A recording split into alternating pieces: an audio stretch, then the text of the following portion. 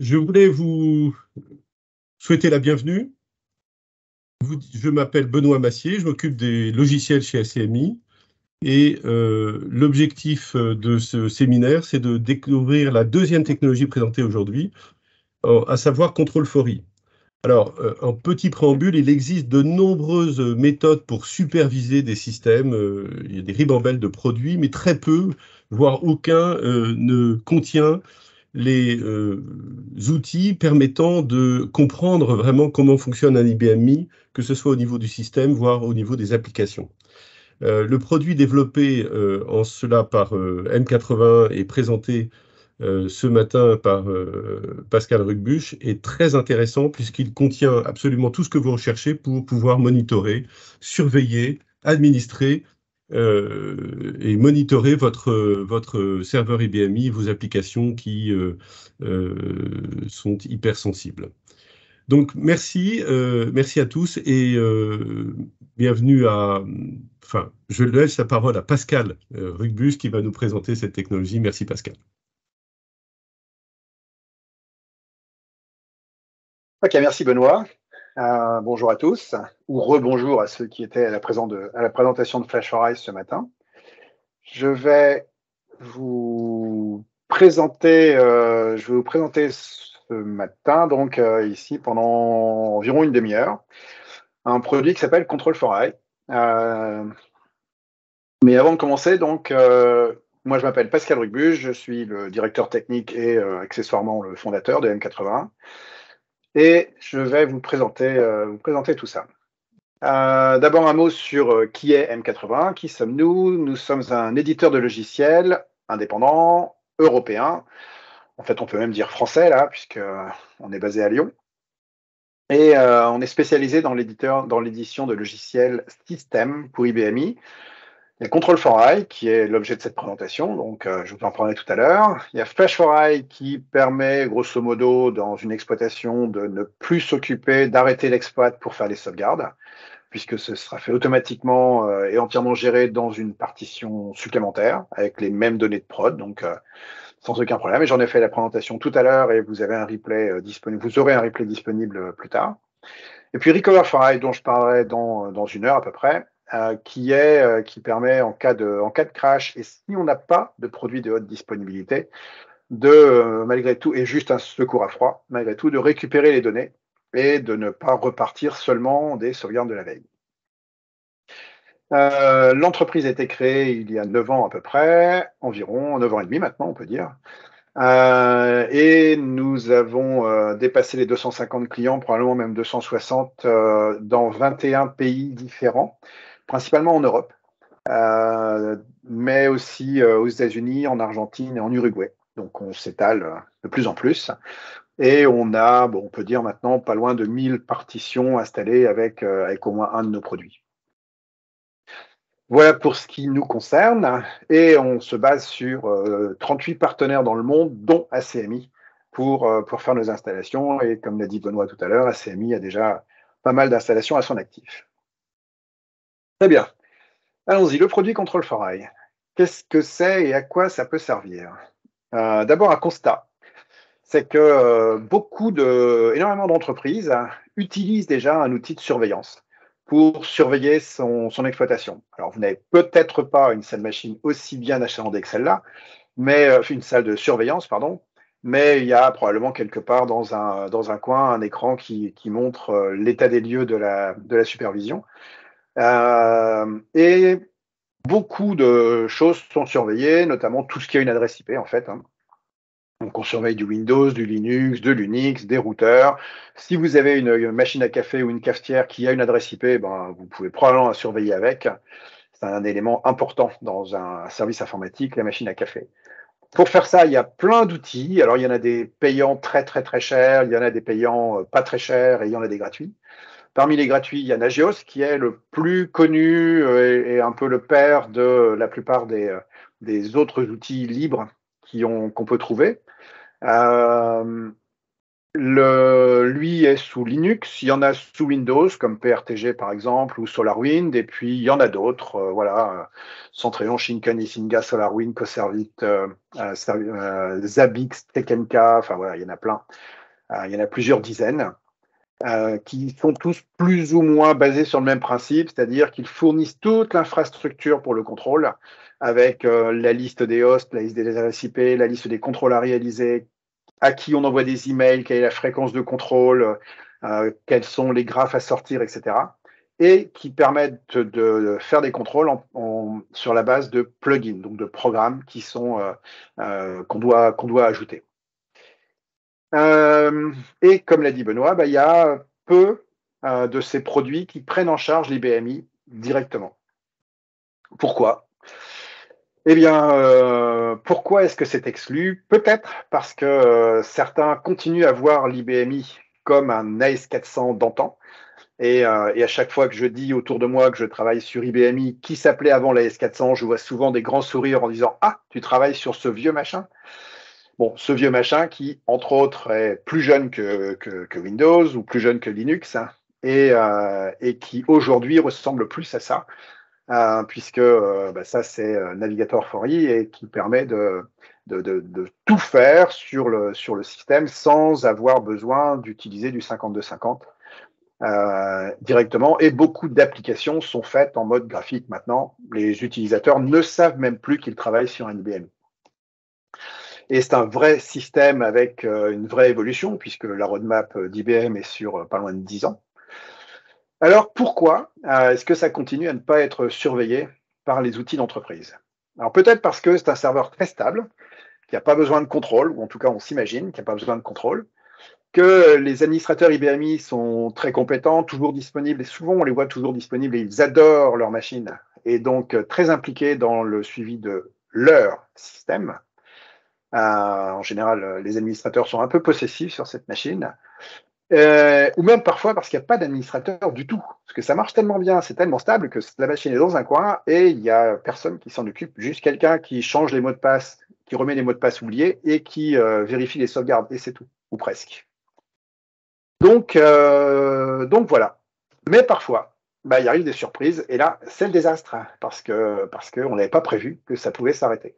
Donc, il n'y a pas de sauvegarde pendant 2 mois et personne ne l'avait surveillé, ou bien la haute disponibilité n'est pas synchronisée. Alors, sauf si, bien sûr, vous faites la surveillance par ACMI, auquel cas, c'est garanti. Mais bon, l'espace disque saturé, ou bien des batchs qui n'ont pas tourné, ou bien voilà, les causes peuvent être multiples. Et là, c'est un peu la catastrophe.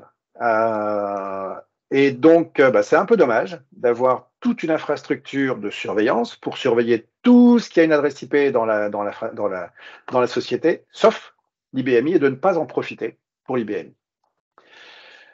Alors, on peut aussi trouver d'autres raisons qui sont un peu moins avouables.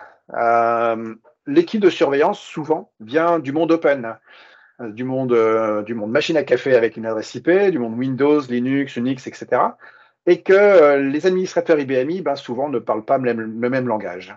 Historiquement, voilà, c'est pas la même façon de parler. Et puis il existe des plugins pour surveiller l'IBMI avec Nagios. Donc IBM en a fourni un certain nombre. Ils ont arrêté de se faire évoluer, je crois d'ailleurs. Mais avec une syntaxe Linux, une logique de type Linux, et pour quelqu'un qui est habitué à la ligne de commande du 5250, c'est pas facile de se mettre à cet autre langage. Bon, ça se fait, hein, on peut le faire. Mais c'est pas si évident que ça pour tout le monde. Et donc, il y a des freins. Et puis, un autre frein, c'est que ça contrôle le système et rien côté applicatif. Rien sur les sauvegardes, rien sur Mimix ou sur QuickEDD, rien sur M3 ou sur des logiques applicatives. Et puis, pour vous en donner un exemple, voilà le type de commande qu'on peut trouver. Donc, ici, si je veux surveiller les sous-systèmes, voilà, c'est -grand S surtout, avec le nom du sous-système. Et puis, je ne sais même pas ce qu'il y a à mettre dans les warnings et les critiques. Donc là, il faut regarder le man, donc l'aide intégrée du produit des commandes, etc. Donc voilà, une syntaxe qui est un peu différente de ce qu'on connaît habituellement. Donc si je résume, on a des tas de produits qui permettent, qui sont plus ou moins libres, souvent gratuits et juste à la maintenance à payer, ou le support, et qui permettent de surveiller à peu près n'importe quoi, mais pas l'IBMI. Du coup, on apporte un produit qui s'appelle Control for I et qui vient s'interfacer avec ces produits pour aller surveiller tout ce qui tourne sur l'IBMI, aussi bien du côté système, les outqueues, data queues, job queues, les batchs, etc., plus ou moins système avec les sauvegardes, et complètement applicatif. Alors, comment on fait? Eh bien, on fait ça en fournissant des commandes IBMI qui sont faciles à interpréter et à manipuler pour un administrateur IBMI. Et en plus, on fournit la possibilité, ce produit fournit la possibilité d'amener des contrôles spécifiques, donc que les gens puissent développer, s'ils le souhaitent, leur propre contrôle. Donc, on va utiliser des commandes qui sont développées sur IBMI par des spécialistes IBMI. Ces commandes sont naturelles pour un spécialiste IBMI. Elles sont hyper faciles à tester. Une fois qu'elles sont testées côté 5250, pour les intégrer dans Nagios ou n'importe quel autre produit, c'est un jeu d'enfant. Et l'installation et le paramétrage sont très simples, aussi bien côté IBMI que dans Nagios. Encore une fois, à chaque fois que je dis Nagios, vous traduisez en n'importe quel outil de surveillance ou presque. Et en plus des quelques 170 ou 180 contrôles qui sont disponibles avec Control for I, bien vous avez la possibilité d'utiliser vos propres contrôles. Donc, si vous avez un programme qui existe, qui sait déjà dire oui, non, 0, 1, ça marche pas, eh bien, en quelques minutes, en une demi-heure, vous le transformez en sonde et vous en faites un nouveau contrôle dans Nagios, avec des techniques qu'on montre, qui sont dans la doc, et avec des exemples qu'on fournit, des exemples de sources. Donc voilà, c'est le produit qui est développé par des spécialistes IBMI pour surveiller l'IBMI. Alors, pour continuer cette présentation, je vais passer en mode démo. Il faut juste que je retrouve ma session, là voilà. Je vais passer en mode démo. Ici avec Centréon, qui est un équivalent de Nagios. Et dedans, vous voyez l'écran. Pour ceux qui ne sont pas habitués à ce type d'écran, Nagios ressemble fortement à ça. L'interface graphique est différente suivant les produits et même souvent quelquefois en fonction des versions. Et donc, dans cet écran, on a la liste des hosts, la liste des adresses IP. Dans notre cas, il n'y en a qu'une petite dizaine. Souvent, on en trouve 200, 1000, 2000. Enfin, on peut en trouver énormément. Ça dépend de l'infrastructure installée chez vous. Et donc là, c'est juste un ping qui dit que le serveur est up. Et là, on a la liste des services, donc des contrôles qui ne vont pas bien. Ils sont au minimum en critique ou en warning. Il y a 3 états. OK, tout va bien. Warning, attention, il faudrait surveiller. Et critique, il y a un problème. Donc ça, c'est l'écran d'accueil. Si on veut aller dans les détails, on peut aller voir le détail des services. Pour les détails des services, je vais choisir ma machine de prod, qui est en fait notre machine de démo. Et dans un premier temps, le but de cet outil étant de montrer ce qui ne va pas, dans un premier temps, je n'ai que les éléments qui sont critiques ou warning. Et donc là, par exemple, il me dit que la sauvegarde BRMS de cette nuit n'a pas eu lieu. Voilà, on parle des sauvegardes qui n'ont pas lieu. Voilà, on voit un exemple que dans l'application des ventes, j'ai 203 messages critiques. J'aurais peut-être dû faire un peu de ménage avant, etc. Je vais demander à voir tous les services. Et là, je vois qu'il y en a quand même pas mal de définis. Et que dans cette liste, il y en a beaucoup qui sont OK et certains qui sont critiques, donc qui me préviennent d'un problème. Cette définition-là, tout ce qu'on a là pour l'instant, c'est du Nagios ou du Centréon. Là, pour l'instant, aucun lien avec Control for I. Là, je pourrais très bien surveiller du Windows, du Linux ou faire de la surveillance de base avec un ping ou la CPU ou l'espace disque. Ça, c'est de base. Dans ces définitions, il y a une définition pour ça. Dans la définition, on indique qu'est-ce qu'on fait en cas d'alerte, quand ça devient critique, donc à qui on envoie un email, où est-ce qu'on crée un ticket, est-ce qu'on envoie des SMS, tout ça c'est dans les produits ou dans les annexes de ces produits. Et on a l'interface graphique qui est fournie et le planning qui est fourni. Maintenant, comment vient s'intercaler Control for I là-dedans, Control for I? Eh bien, pour Control for I, je vous ai dit qu'on fournissait un certain nombre de commandes IBMI et qu'on n'a pas besoin d'aller sous Linux en ligne de commande pour aller tester les opérations. eh bien, je vais vous montrer comment on crée un nouveau contrôle. Je vais venir sur ma partition 5250 et le produit control for I est installé sur cette partition. Il y a un menu, je vous le montrerai après. Il y a un échange qui est fait entre Nagios et la partition IBMI. Ça se fait via un sous-système qui est ici, le sous-système control for I avec deux travaux, dont un agent. Cet agent est en attente sur un port IP et il attend que Nagios lui envoie des informations, lui envoie des demandes. Et donc ces demandes, eh bien, il va les traiter et renvoyer la réponse. Quelles sont les demandes? Je vous montrerai un inventaire plus précis des commandes qui sont à disposition. Je vais en utiliser une simplement pour commencer. Je vais vérifier que le sous-système QBatch est actif. Donc vraiment, on part ras des pâquerettes. La commande, c'est ct check sbs. Alors, ct parce que toutes nos commandes ici et tous nos programmes commencent par ct. Voilà, c'est la règle pour contrôle. Check parce que le but, c'est de faire un check, c'est de vérifier. Et puis sbs parce que je veux surveiller un sous-système. Et là, c'est une commande IBMI. Je fais F4. Et avec F4, j'ai les paramètres. Donc ça, un administrateur IBMI va se sentir à l'aise tout de suite avec ça. Je veux surveiller quoi? Le sous-système QBatch. Voilà, quelle que soit la bibliothèque, et je veux vérifier que le sous-système est actif. Je pourrais aussi bien demander à vérifier que le sous-système QNUI est arrêté en pleine journée. En faisant entrer, j'ai quelques autres paramètres. Je vais pouvoir vérifier que les 4 travaux permanents doivent être actifs et je vais pouvoir préciser la liste des noms ici. Je peux en mettre jusqu'à 50, etc. Donc, il y a plusieurs paramètres, il y a plusieurs niveaux de paramétrage. Là, si je veux juste vérifier qu'il est actif, je vais juste entrer et j'ai l'indication que mon sous-système est actif. Si j'ai des mises au point à faire ou des tests, eh bien, il me suffit de faire F9, F4, de récupérer la commande, de réessayer, et je peux réessayer autant de fois que je veux, puisque c'est une simple commande de vérification. Une fois que j'ai fini ma mise au point, je suis content de ma commande, c'est exactement le contrôle dont j'ai besoin. Eh bien, maintenant, je vais l'emmener côté Nagios, côté Centréon pour mon exemple. Pour ça, je vais la copier, je fais un CTRL-C ici, et je reviens côté Centréon, et je vais dire que je vais ajouter un service. Donc là, j'arrive dans la partie définition, je vais ajouter un service, et je vais l'appeler ACMI QBatch, voilà. Je vais dire que c'est un contrôle qui doit tourner côté prod, sur cette partition-là, mais je pourrais en choisir plusieurs. Je vais utiliser un template, un modèle, parce que sinon, je devrais renseigner toutes les informations ici, qui va recevoir des emails, quelles sont les relations, quelles sont les données tous les paramètres. Donc, je n'ai pas envie. Donc, je vais utiliser un modèle. Je vais utiliser un modèle simple, qui est le modèle générique qu'on a nous, qui n'est pas le bon, justement.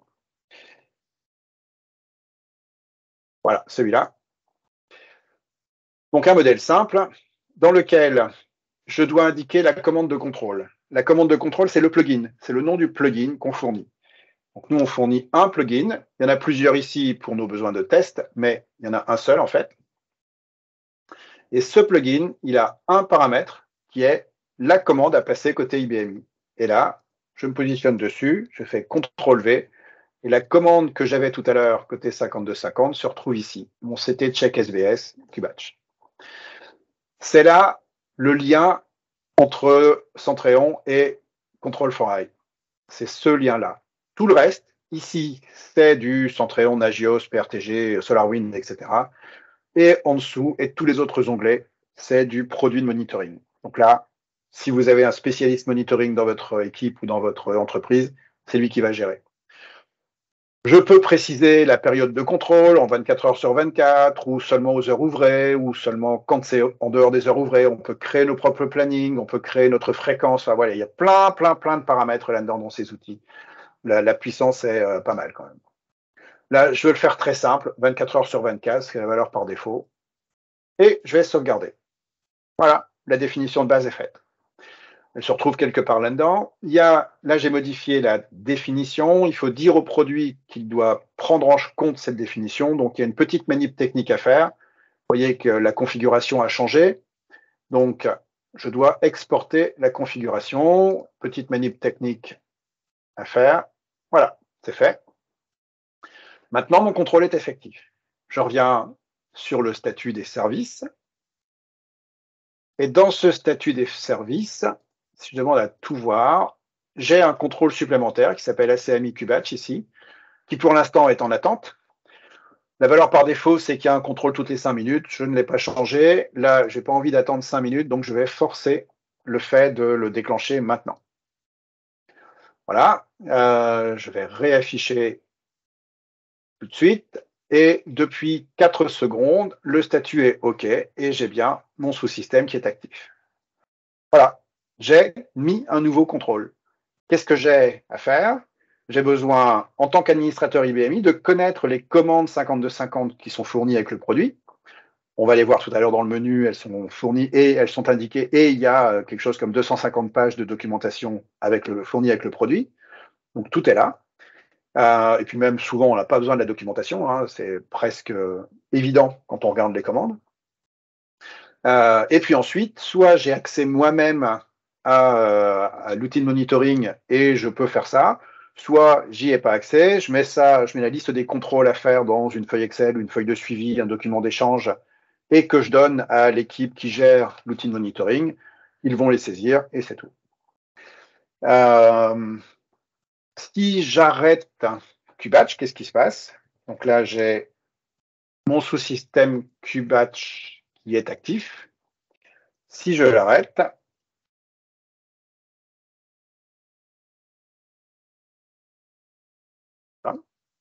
voilà, il n'est plus là. Eh bien, côté monitoring, encore une fois, les contrôles, c'est par défaut toutes les 5 minutes. J'ai laissé la valeur par défaut. Là, il s'est passé 1 minute 20. Je ne vais pas attendre 4 minutes, 3 minutes 30 de plus. Donc, je vais reforcer le contrôle. Et là, il m'indique que c'est critique. Et donc, c'est critique depuis 5 secondes. Vu le fonctionnement et le paramétrage par défaut, je vais recevoir un email dans 2 minutes maintenant, puisque dans même pas 1 minute 30, puisque c'est le paramétrage qui est indiqué. Tout ça, c'est de la gestion Centréon, Nagios, PRTG et compagnie. Ça, c'est sous Linux, et tous les produits sous Linux de cette classe-là utilisent les mêmes techniques. Il y a des produits sous Windows, par exemple PRTG. Voilà, PRTG, c'est un autre produit qui, lui, est sous Windows, avec une philosophie un petit peu différente, mais qui marche à peu près de la même façon. Et là, vous voyez que j'ai ma partition prod qui est ici, avec un certain nombre de contrôles. Il y a du critique, il y a du warning et il y a du OK. Et si je demande à la voir, j'ai des indicateurs que j'ai sélectionnés comme étant principaux et que je veux voir. Donc, je vois que tout est vert, hein, c'est la grande barre verte qui est sur le côté, sauf celui-là, le disk space. Donc, l'espace disque qui est à 62% et donc qui dépasse la limite. Et puis, vous avez les détails. Donc, vous voyez que l'interface est différente, mais le principe reste le même. On a des commandes. Et si je vais, par exemple, regarder les cartouches disponibles pour mes sauvegardes de cette nuit, il me dit que tout est OK. Si ça descend en dessous de 3, ça devient warning, et en dessous de 2, ça devient critique. Et si je vais dans le setting, donc dans le paramétrage, eh bien, il y a comme tout à l'heure, c'est à peu près aussi simple. J'ai un texte, je peux mettre des catégories, et le plugin, donc le programme à exécuter, c'est celui-là, la version spécifique PRTG pour Windows. Et les paramètres, c'est l'adresse du host, un paramètre à mettre toujours. Et ici, c'est la commande qui vient côté 5250. Donc là, je vous le fais dans l'autre sens. Je regarde le paramétrage côté PRTG. Si je prends la commande, que je viens la mettre ici côté 5250, voilà la commande qui est à exécuter. Si je fais F4, j'ai les paramètres de cette commande. Et si je fais Entrée, j'ai le résultat.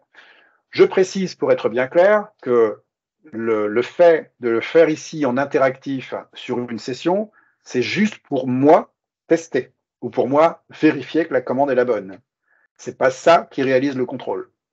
Je pourrais très bien, sans jamais venir en 5250, si je connais les commandes à réaliser, venir dans PRTG, Centréon, Nagios ou n'importe lequel et créer de toutes pièces le contrôle et mettre la commande exacte. Donc, c'est le fait de le saisir là-dedans qui fait que le contrôle aura lieu toutes les 5 minutes, toutes les minutes, et qu'il enverra des emails ou qu'il créera des tickets.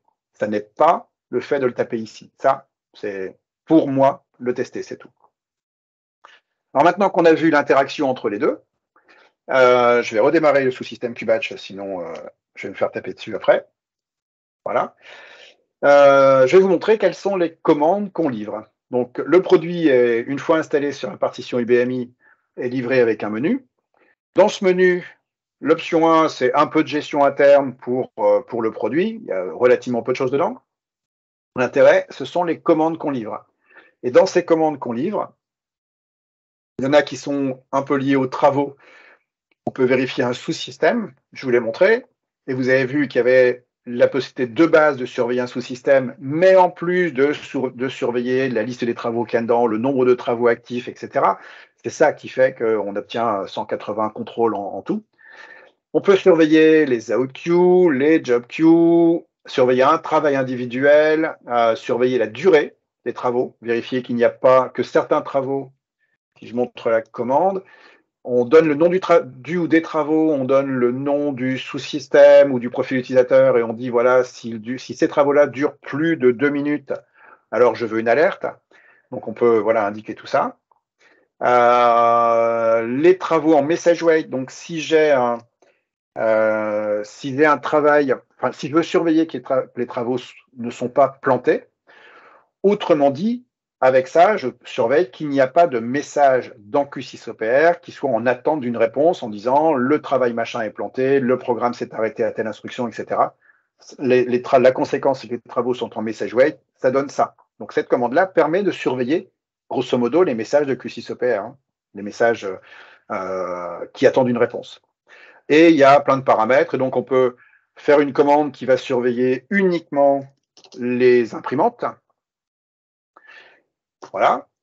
Et en faire donc un premier service, un premier contrôle dans PRTG, et un deuxième qui va surveiller tout sauf les imprimantes, justement. Donc là, bon, on va regarder partout ailleurs. Et on peut séparer entre les parties applicatives, la partie système, etc. Bon, pareil sur les job wait, pareil sur des états spécifiques. Surveiller tout ça, ça surveille en direct, ça vérifie maintenant, mais on peut surveiller a posteriori. A posteriori, c'est aller vérifier un batch. Il y a cette nuit le batch Toto. Ah, je suis content, je peux mettre Toto cette fois-ci. Je travaille avec des Français. Quand on fait des démos en Europe ou aux États-Unis, Toto, ils ne savent pas ce que c'est. Donc, je suis content de pouvoir mettre Toto pour une fois. Donc, le travail Toto qui doit tourner dans la nuit, il a dû tourner entre hier, donc le previous day, 23 heures, et aujourd'hui, 0h50. Voilà, je vais aller vérifier que ce travail-là a bien tourné dans cette plage horaire-là, donc il a bien démarré et arrêté, et que ce travail est bien présent. Sinon, bah, j'aurai une alerte. Et donc, comme il suffit dans Nagios de programmer ce contrôle-là après 0h50 pour avoir toutes les informations. Bon, là, forcément, il va me dire qu'il n'y en a eu aucun, parce qu'il n'y en a pas eu quand même. Voilà, on peut surveiller les sauvegardes. Je vais vous le faire assez rapidement maintenant. Les sauvegardes avec BRMS ou sans BRMS.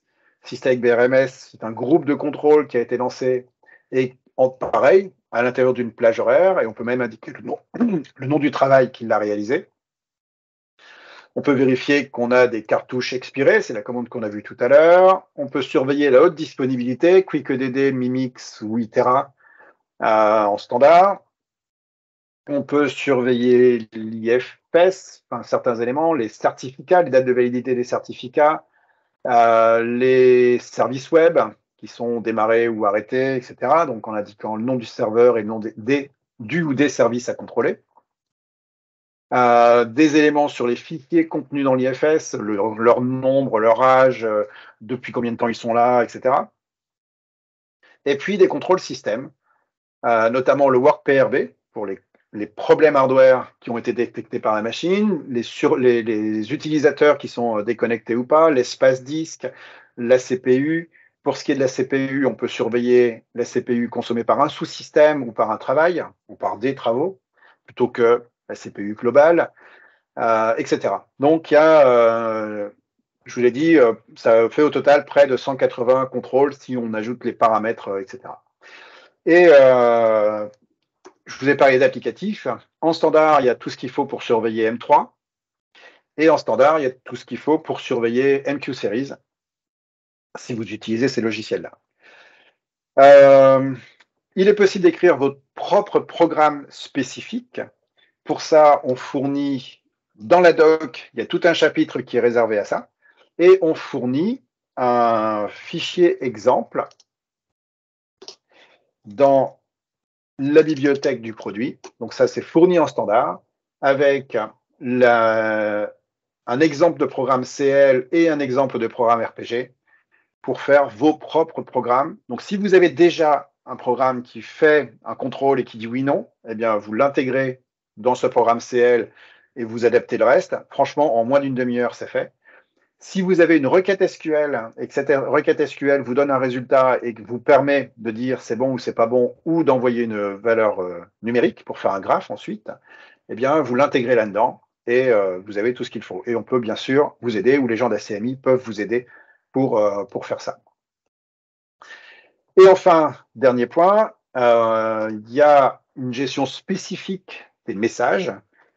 Cette gestion spécifique des messages, je vous ai parlé de QCSoper tout à l'heure, eh bien, vous allez pouvoir définir des scénarios et dans un scénario, indiquer que vous voulez surveiller une file d'attente de messages, par exemple QCSoper, ou une autre, n'importe laquelle, ou bien les messages de BRMS ou les messages de l'historique du système. Et pour chacun de ces scénarios, vous allez indiquer la liste des ID messages pour lesquels vous voulez une alerte critique ou warning, ou bien des noms génériques, en disant ici tous les messages. Alors, il y a plusieurs paramètres sur lesquels on peut jouer, et vous pouvez dire ici tous les messages de gravité supérieure ou égale à 40, éventuellement provenant d'un travail, etc. Et bien sûr, si on peut dire tout le monde, on peut faire des omissions, en disant que cela, on n'en veut pas. Et en plus, et je vais m'arrêter là parce que j'en ai pour 1 heure à expliquer comment ça marche, il est possible pour certains messages d'ajouter des actions automatiques et donc de dire qu'on va soit faire une réponse automatique, donc là, les 6 premières fois, on va faire la réponse 1, mais on peut aussi appeler un programme ou une commande, et ce programme, c'est à vous de l'écrire. Là aussi, on fournit un exemple, c'était l'exemple 3 qui était indiqué, et on lui passe tous les paramètres pour pouvoir savoir exactement quel était le message à l'origine. Donc voilà très rapidement ce que permet de faire ce produit. Et maintenant, vous aurez dans le PDF quelques-unes de ces images écran. Voilà, hop, hop, hop, hop, hop, hop. Et voilà. Et donc en résumé, eh bien, le contrôle forain permet d'inclure les partitions IBMI dans ce qui est probablement déjà installé chez vous et utilisé chez vous. Et donc autant en profiter. Et si ça permet de libérer un peu de temps à l'administrateur IBMI en faisant en sorte que ce soit quelqu'un d'autre qui en temps réel surveille, en l'occurrence un mécanisme, et qui vous envoie un email quand il y a un problème, eh ben, ça libère du temps et un peu d'esprit pour un peu de temps de cerveau pour pouvoir faire autre chose. C'est compatible ça rend compatible ces outils-là, et c'est pas une liste exhaustive, loin de là. Il y en a beaucoup d'autres. Il n'y a pas de développement nécessaire. Vous pouvez en faire, mais c'est absolument pas obligatoire. Ça permet de surveiller le système et les applications. Et ça s'installe réellement en quelques heures. C'est vraiment ultra simple de l'utiliser. Voilà. J'en ai terminé. Non, on a quelques témoignages utilisateurs là qui disent qu'ils en sont contents en fait. Donc, on en est content aussi. Et je crois que Benoît a peut-être aussi d'autres expériences à donner. Oh, merci Pascal, oui, bien sûr, bien sûr. Donc d'abord, merci pour cette présentation. Je crois que tu avais un slide qui présente toutes les fonctions possibles de surveillance. Je ne sais pas si tu l'as dans ta presse aujourd'hui, Voilà. mais je crois qu'il Non. est... Bon. Je ne l'ai pas dans celle-là qui a été réduite, et de toute façon, il ne présentait pas tout ce qui était possible parce qu'il n'y a pas 180 lignes sur une page. Donc, mais il y avait une bonne liste et une bonne idée, mais je peux l'ajouter pour le PDF après. D'accord. Écoute, en tout cas, merci. Oui, moi, je voulais rajouter comme témoignage d'abord notre propre histoire, notre propre expérience. Nous-mêmes, ACMI, nous sommes opérateurs de cloud, nous réalisons des services managés. Pour la petite histoire, nous avons démarré en 2005, à l'époque où le mot cloud, d'ailleurs, n'existait même pas. Donc, tel Monsieur Jourdain, nous faisions des prestations à distance sans le savoir, et nous faisions du cloud sans le savoir.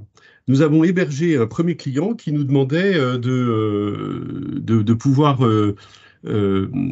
avoir une machine, une partition de secours distante de son siège. Et ce client était une petite installation, mais très stratégique, très importante, et avait besoin de pouvoir installer sa partition de secours chez nous. Donc nous avons démarré cette opération en 2005. Et très vite, le besoin de surveillance de cette partition est arrivé. Donc on a commencé, comme tout le monde, par développer nos propres outils sur la base d'outils existants, d'outils gratuits ou de petites technologies, en particulier pour superviser le bon fonctionnement de la réplication, à l'époque avec les outils Vision, OMS et ODS, pour ceux qui le connaissaient, qui aujourd'hui ont été totalement remplacés par la gamme de produits Mimix. Bref, il fallait surveiller le bon fonctionnement de tout ça. Ça a duré jusqu'en 2019 à peu près, date à laquelle on a décidé d'industrialiser cette partie-là. Et lorsqu'on a regardé les outils sur le marché, très rapidement on est arrivé sur le contrôle FORI, parce que d'abord, par l'étendue des fonctions couvertes, sa facilité d'installation, sa facilité de gestion. Donc on a installé ce contrôle FORI sur l'ensemble de nos partitions que nous gérons, qu'elles soient chez des clients ou qu'elles soient dans notre data center pour des clients qui sont en IaaS chez nous. Tous nos clients aujourd'hui ont un module contrôle FORI pour que nous assurions la supervision. Donc ça fait une centaine de clients installés. Voilà, et ça depuis 4 ans maintenant. Voilà, le déploiement s'est fait progressivement, mais on peut dire que c'est sur la base de cet outil que nous réalisons nos prestations de services managés. Alors, maintenant, tout le monde ne rentre pas dans un seul schéma. Vous pouvez être sollicité, vous pouvez être intéressé par une prestation complète d'ACMI, mais vous pouvez aussi avoir besoin vous-même d'enrichir votre supervision et surtout de gagner du temps. Ne plus être en charge de répondre à un message ou de détecter une anomalie sur votre système. Le produit le fait pour vous. J'ai l'habitude de dire que nous vendons du temps. Nous vendons du temps de disponibilité pour vous tranquilliser, pour assurer la supervision de votre système. Eh bien, nous vendons également du temps pour la haute disponibilité. Comme tout à l'heure, pour la présentation Flash FORI, on gagne également du temps pour faire des clones de partitions. Donc, merci pour cette présentation. Maintenant, je vous propose, si vous avez une question, de prendre la parole ou de nous envoyer dans la conversation une question écrite et Pascal se fera une réponse, un plaisir d'y apporter une réponse. N'hésitez pas. Sinon, mais profitez de cette fin de présentation pour poser vos questions. Vous recevrez la présentation et comme ce webinaire est enregistré, vous pourrez le revoir en replay sur notre site très bientôt. A priori, pas de questions. Merci pour votre participation. Merci à tous. Un dernier point, Pascal, Bruno. Un point qu'on aurait trop survolé. Bon, eh ben, écoute, voilà. C'est la preuve que la présentation a été appréciée. J'aurais pu en parler pendant beaucoup plus longtemps. Oui, absolument, absolument. Bon, merci à tous. Ce que je vous propose, c'est de faire une petite pause. Dans 20 minutes, le dernier webinar sur la solution Recover FORI pour tous ceux qui veulent compléter leur sauvegarde ou garantir la sécurité des données jusqu'aux dernières transactions, pour ceux qui n'ont pas de système de haute disponibilité. Mais d'ores et déjà, merci Pascal pour cette présentation. Je suspends l'enregistrement, on reprendra à 11h, très précisément pour le dernier webinaire. Merci à tous.